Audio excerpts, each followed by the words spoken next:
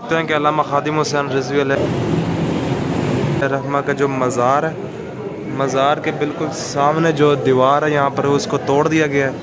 اب اس کی پتہ نہیں ہے کس لیے توڑا گیا ہے۔ یہ ساتھ پیچھے پیٹرول پمپ ہے، وہ دیکھ سکتے ہیں آپ۔ اب باہر سے بھی اس کی آپ کو میں دکھاتا ہوں مناظر۔ یہ ساری دیوار توڑ دی گئی ہے علامہ خادم حسین رضوی کا علیہ رحمہ کا جو مزار ہے، اور یہ عرس کی تیاریاں بھی زور و شور سے جاری ہیں۔ اور یہ دیوار آپ دیکھ سکتے ہیں پورا، یہاں پر دروازہ ایک طرح کا کھول دیا انہوں نے، کہ مجھے تو جتنا لگ رہا ہے کہ یہ مظاہرین جو آئیں گے، کارکنان آئیں گے طریقہ لبیک کے عرس پر، اس کے حوالے سے یہاں سے شاید انٹرسٹ ہو یا حاضری کے لیے کھولا گیا ہو۔ تو بالکل سامنے علامہ خادم حسین رضوی علیہ رحمہ کا مزار شریف ہے، اور یہ تیاریاں بھی آپ دیکھ سکتے ہیں زور و شور سے جاری ہیں عرس کے حوالے سے۔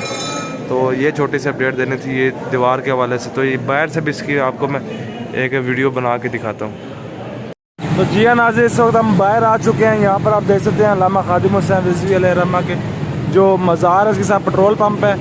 تو یہاں سے دیوار توڑ دی گئی ہے، یہ دیکھ سکتے ہیں۔